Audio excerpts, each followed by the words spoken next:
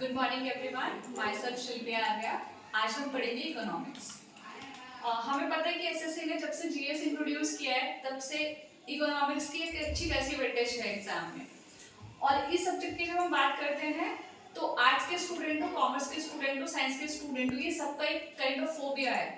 इसलिए हम इस सब्जेक्ट को जितना इंटरेस्टिंग हो सकता है उतने इंटरेस्ट के साथ पढ़ेंगे।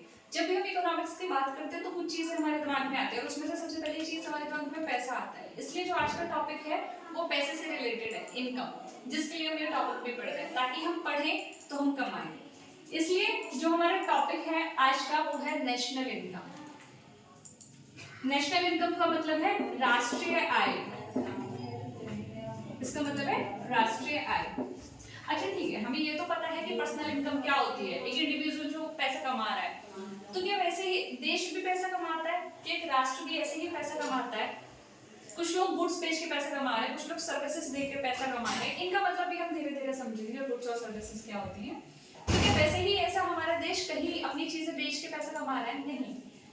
नेशनल इनकम क्या है? नेशनल इनकम जो देश में रहने वाले लोग हैं वो अपना गुड्स और सर्विसेज बेच के जो पैसा कमा रहे हैं वही हमारे देश की इनकम होती है। ये तो बहुत एक छोटे बच्चे को बताने वाली डेफिनेशन होगी, but being a student of SSC हमारे लिए इम्पोर्टेंट क्या है उसको इस एंगल से समझना सबसे पहले कि ये इतना इम्पोर्टेंट क्यों है, क्यों हम नेशनल इनकम को जानें। तो सबसे ज्यादा इम्पोर्टेंट होता है कि हम कैसे पता करें हमारा देश आगे बढ़ रहा है या नहीं बढ़ रहा, या फिर कोई एक पर्टिकुलर सेक्टर देश में तरक्की कर रहा है या नहीं कर रहा है। जैसे हम बोलते हैं कि इस बार हमारा एग्रीकल्चर का प्रोडक्शन बहुत अच्छा रहा, ठीक है, तो क्या उससे हमारे फार्मर्स की इनकम भी बढ़ी होगी? नहीं। हम देखते हैं कि हमारे फार्मर्स का उतना इनकम नहीं बढ़ता। इसका मतलब हम जानते हैं कि एग्रीकल्चर तो हो रहा है लेकिन फार्मर्स की ग्रोथ नहीं हो रही। तो जब भी हम ग्रोथ निकालने की बात करते हैं तो हम नेशनल इनकम को प्रेफर करते हैं। फिर दूसरी बात आती है कंपैरिजन की। कंपैरिजन का मतलब क्या है?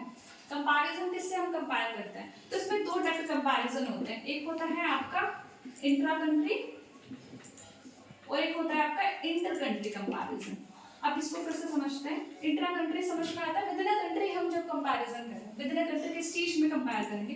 डिफरेंट सेक्टर्स में कंपेयर करेंगे कि इस बार हमारा एग्रीकल्चर सेक्टर ने कितना इनकम जनरेट करा, इस बार हमारा सर्विस सेक्टर ने कितना इनकम जनरेट करा। जब हम इनको सेक्टर वाइज कंपेयर करते हैं तो ये हम इंटर कंट्री कर रहे हैं, या फिर हम डिफरेंट स्टेट्स का कंपेयर करते हैं।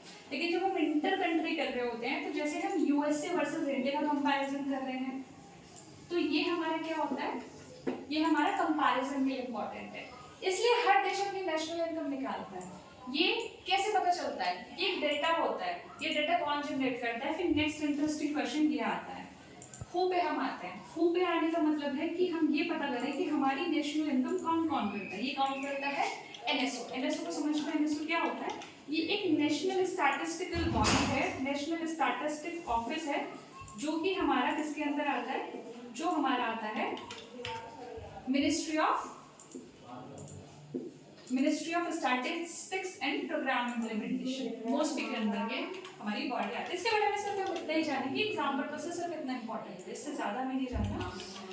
अब वर्ड को हम बहुत अच्छे से क्लैरिफाई करेंगे बिकॉज हमारा पहला इंटरेस्ट होता है कि हम इस टॉपिक को क्यों पढ़ते हैं, इसका इंपॉर्टेंस क्या है। इसका इंपॉर्टेंस कि हमें ये पता चले कि हमारी कंट्री कितना ग्रोथ कर रही है, किस किस सेक्टर में ग्रोथ कर रही है, किस फील्ड में अभी वो अच्छे से ग्रो नहीं कर पा रही है, उसको कैसे उसको कैसे ग्रो करवाना है। उसके लिए हमारे पास कुछ डाटा, कुछ फिगर्स होनी चाहिए ताकि हम बाकी दूसरी कंट्रीज से कंपेयर कर सके और पता लगा सके हमारी इकोनॉमी किस डायरेक्शन में जा रही है। इसलिए हम नेशनल इनकम निकालते हैं।